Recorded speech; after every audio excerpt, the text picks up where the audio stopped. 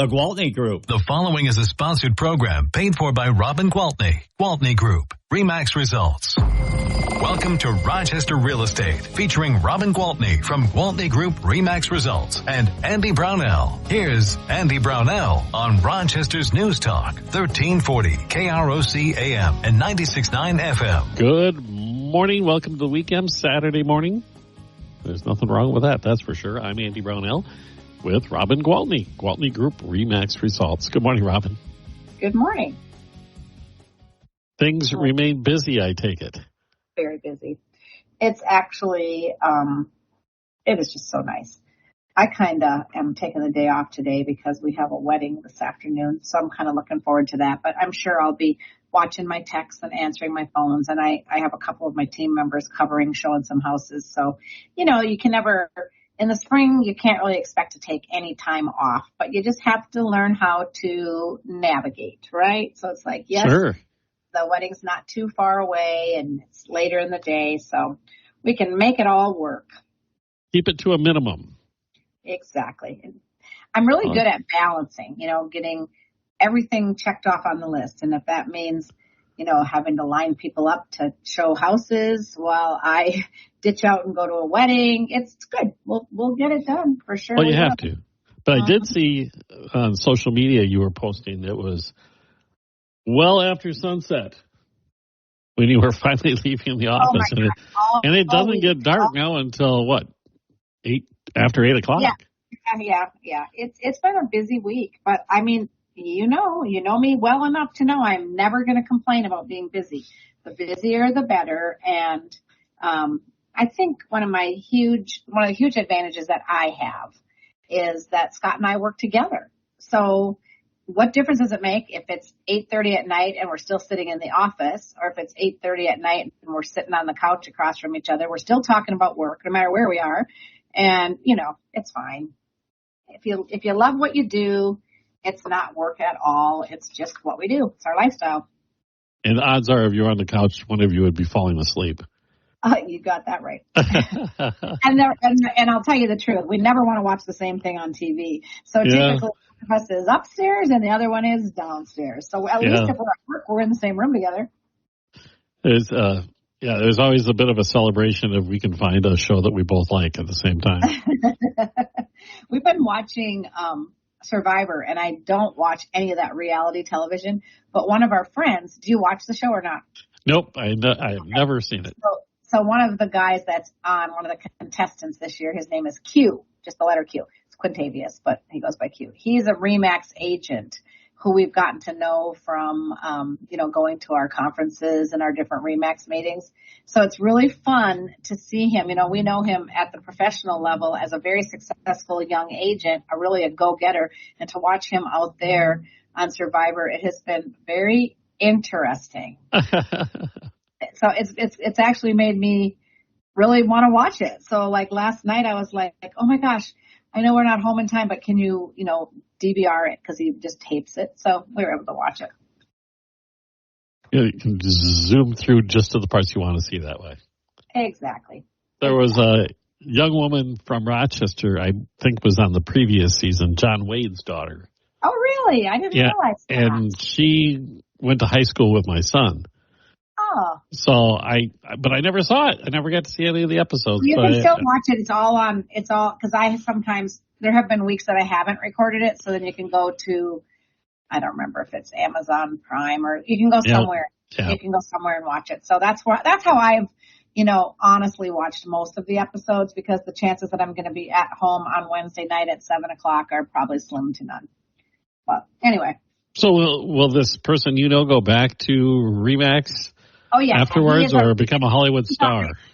No, he's already back to RE/MAX because we saw him in Vegas at the conference R4 in February, and it was fun because he had this big suite, which makes me believe maybe he did well on the show. I don't know. He can't tell you, of course.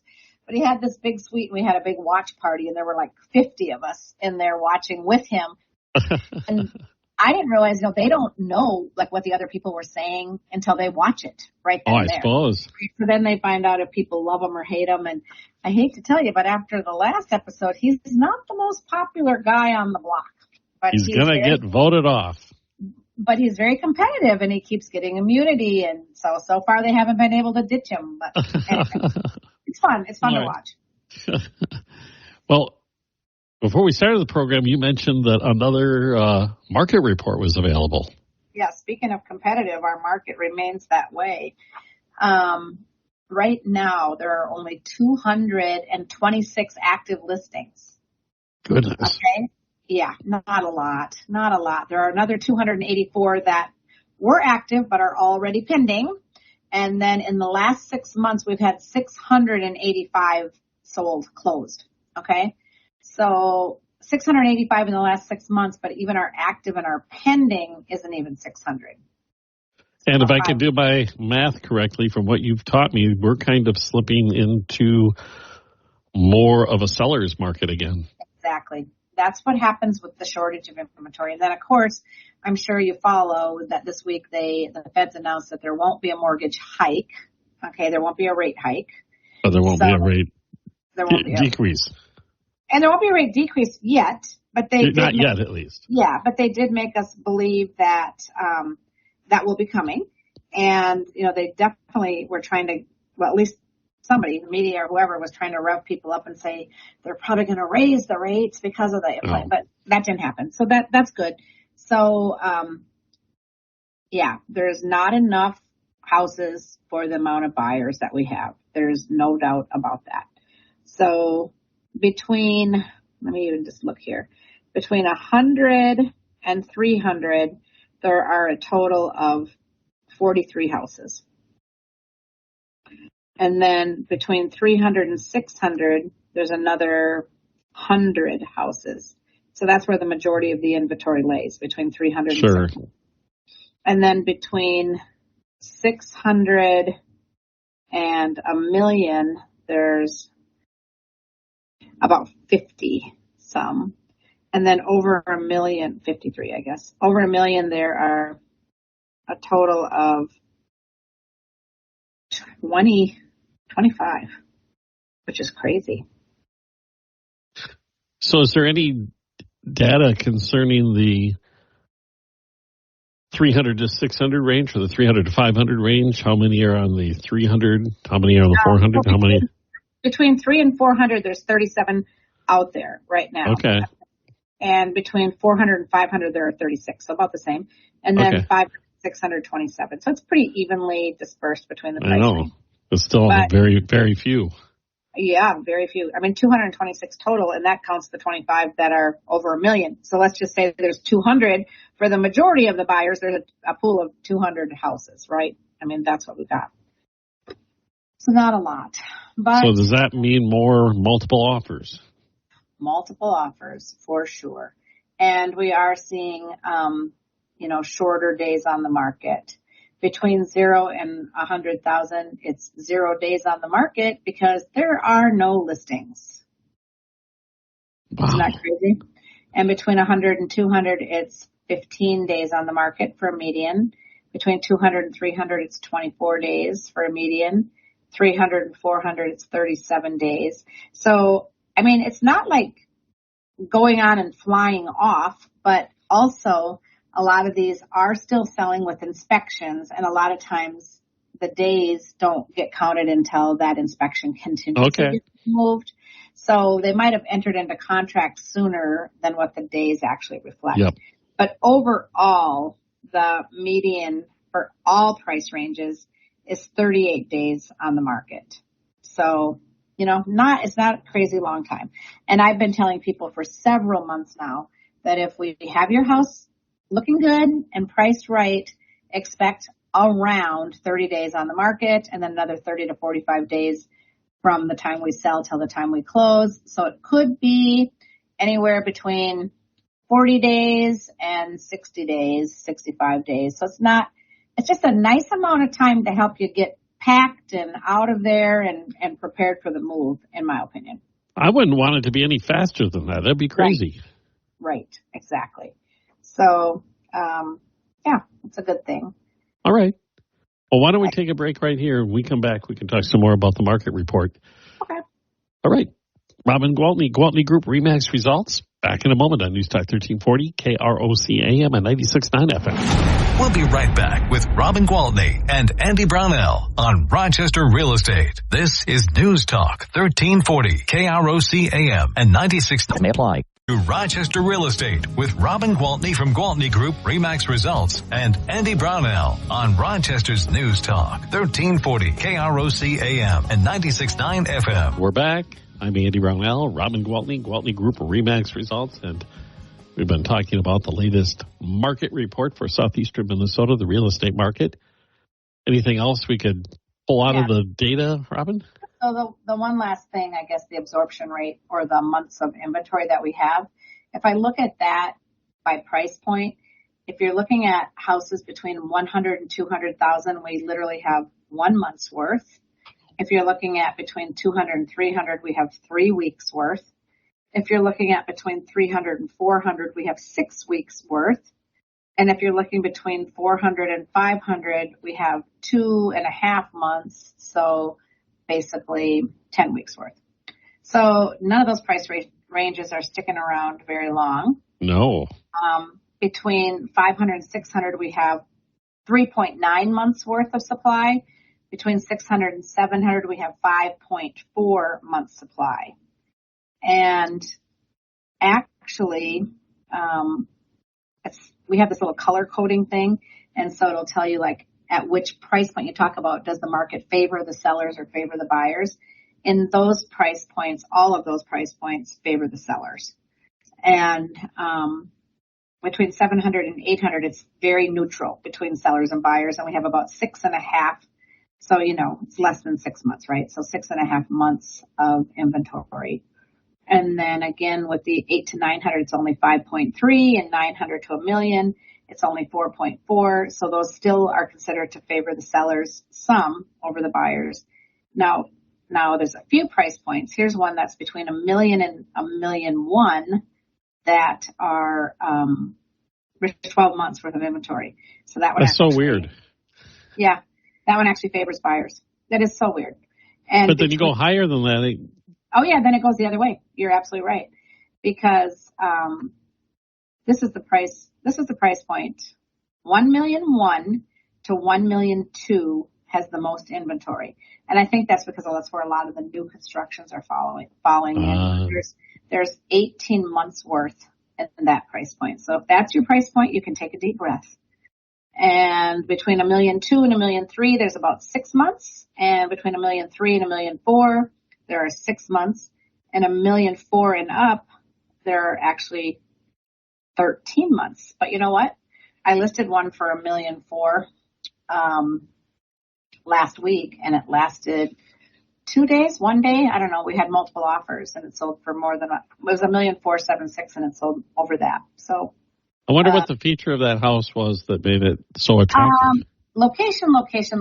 Ah. I mean, it's a beautiful house, but it was in Weather Hill on a 2-acre lot that has woods behind it. So even though it's 50 years old and a little bit dated, and bathrooms and kitchen would need to be updated, and probably, the EIFS siding and the roof might need to be updated. It just it looks dated. That's all, right? But I mean, great bones, great house. A lot of work has been done by the sellers to, clean it up and make it look as new as possible, like redoing the hardwood floors, recarpeting, repainting. So it looks beautiful. And all the work they put into it paid off because they took all my advice and got it ready for the market. So that's amazing. Overall, if you average out all of these, of course, because of everything under, 500 and less, if you average everything out, there's 2 months worth of inventory on the market today.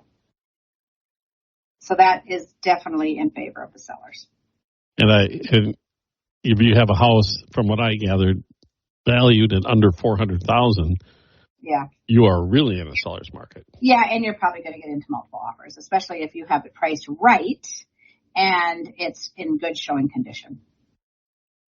I saw I don't know what you call it, a graphic, and it was talking about number of new homes built per decade, and it went back.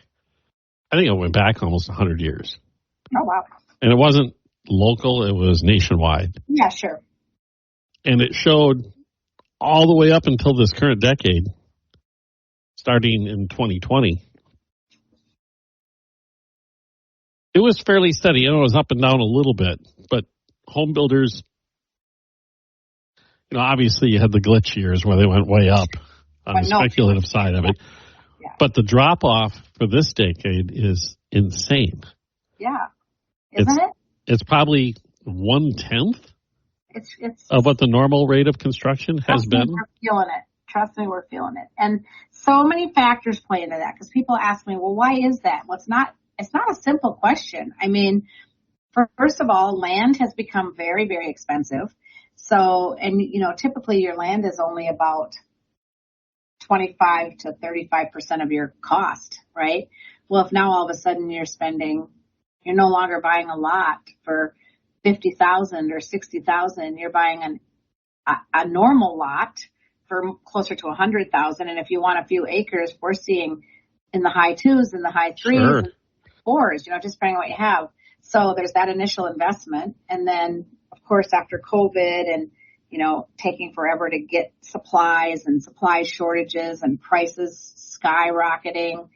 And then, of course, we have low labor. There's a lot of trades that really need people working in them. So you put all that together, and it just adds up to pretty darn expensive to build. It's pretty darn expensive. And in defense of the builders, if I had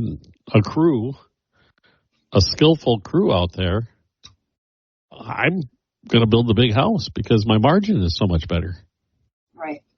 Right. It's not like I'm finding work like it was for a while there. Some of these people had 5-6 crews out there working, and who were building spec homes to keep them busy because they wanted to keep them working. Not doing that. Oh, wow. But I still think, I'm not trying to be Debbie Downer at all. No, it has to turn around. Yeah, and we are, and I think last week I talked about the fact that all the data shows that we are seeing more building permits being pulled and more people building. And so I think we're going to head in the right direction. I sure hope so. We certainly see land being developed all around us all the time, don't we? Yeah. Everywhere you drive, it's like, oh, wow, they're putting in homes over there. Wow. I mean, I love it. It's exciting. But it's one of those things about our economic system. If you build it up demand to a certain level, the market's going to meet it one way or the other. Correct. And I think that, I've been noticing in the news, I actually have seen a few stories about how on the Today Show I was watching Vicki Wynn or whatever her name is, talking about how most every market across the country you can rent cheaper than you can buy. And so that's why a lot of people do it. Maybe not because it's their preference, but it's what they can afford, right? Well, I do know that we are one of those exceptions to the rule. I was going to say. Yeah, I don't know that it's cheaper to build, but I don't think that it's any more expensive to buy. I mean, I shouldn't say build, but to buy. Right. But I don't think it's any more expensive to buy than to rent, because we have very expensive rents in the Rochester area. Very expensive rents. That is for sure. I find that an amazing statistic, even nationally. But maybe Minnesota is the anomaly there. Huh. Yeah, but I'm happy it is. Yeah, me too. And but there's always going to be perks of buying over renting, always. And if you're thinking about it, I mean, if you just, like, some of the really basic stuff is you buy a house and your home value is going to go up, right? It's the bank account that you live in, people. So while you're making that mortgage payment, if you say, okay, now my budget's tight and I don't have money to put my extra $500 or $1,000 or whatever I was putting into my savings account every month. Yeah, I mean, I don't want you to live so tight that you can't save any money, of course. But if you're saving a lot less, don't think of it that way, because the extra money that you're paying on your mortgage payment, you are indeed putting that into a savings account, so to speak, because home values are going up, and there's nothing in the future that shows us any differently, okay? And if we look at our prices here in the Midwest and in Minnesota and Rochester and surrounding areas, the numbers have been, pretty darn impressive.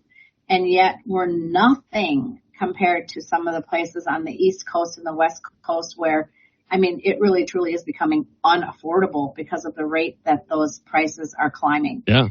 So, I feel like we're rising at a healthy rate where it's still an awesome investment to buy real estate, but still we're able to get in and afford them.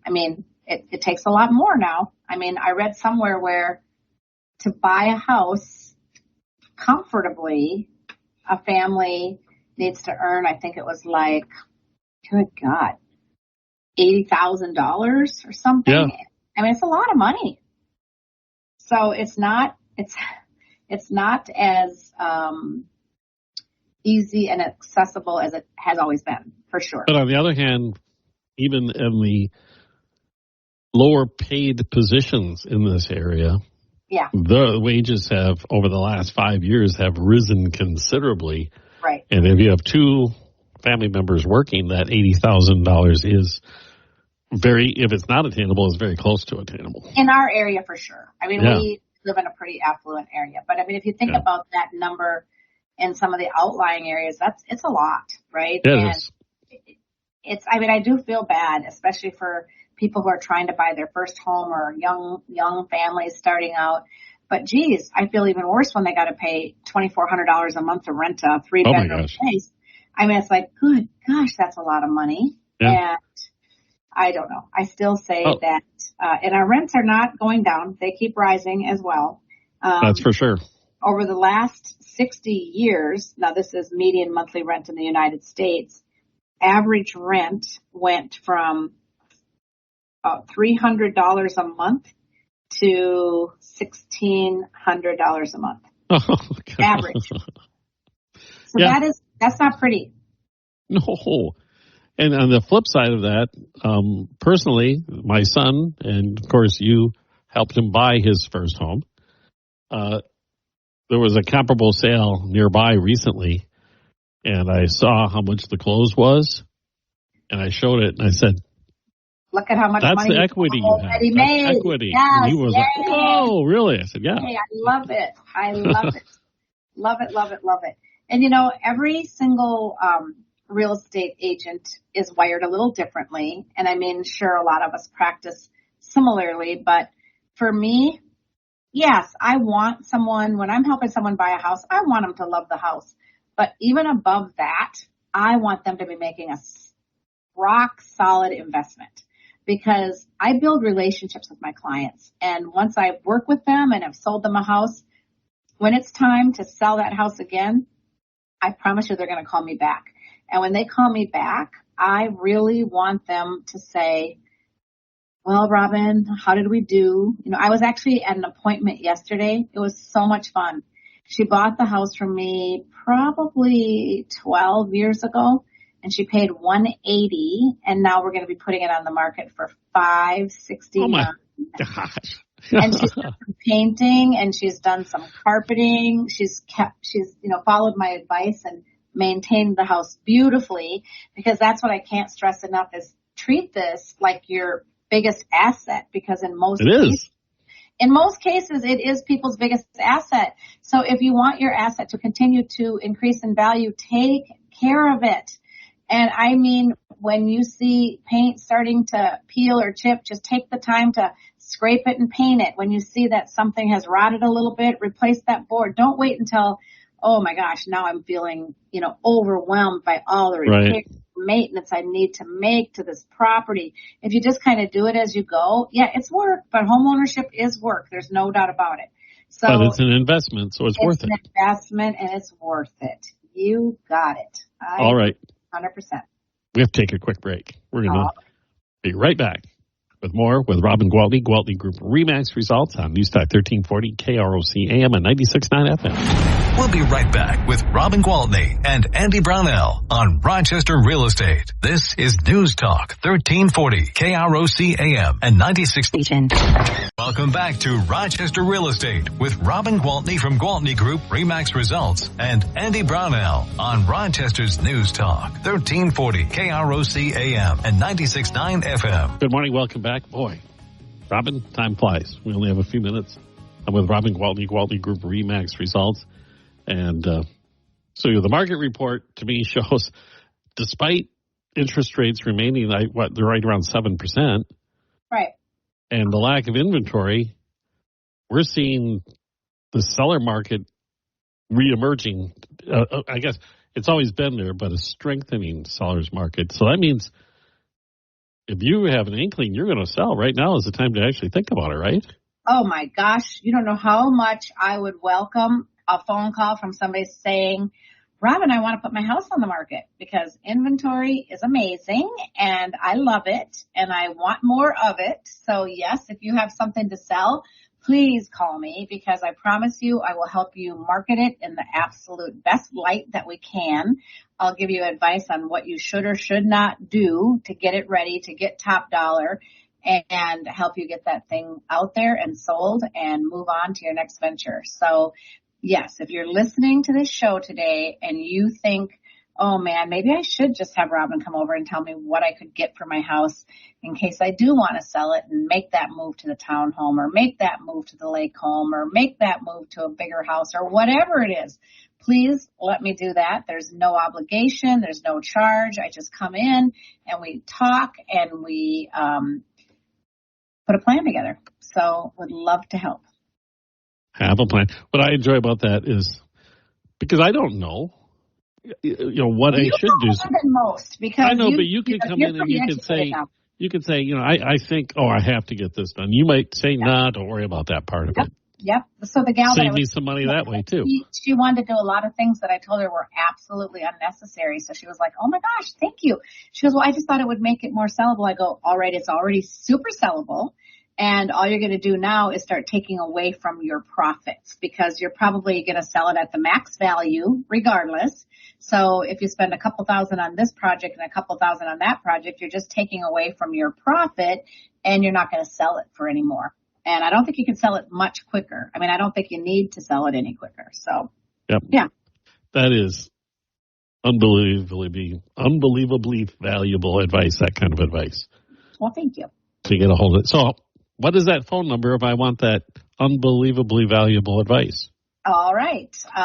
Please call me on my cell phone at any time. It's like an extension to my hand, always with me. And if I'm not talking to somebody else, I promise you I'm going to answer your call. And if I miss your call, I promise you I'm going to call you back. So that just number, because you'll be at a wedding.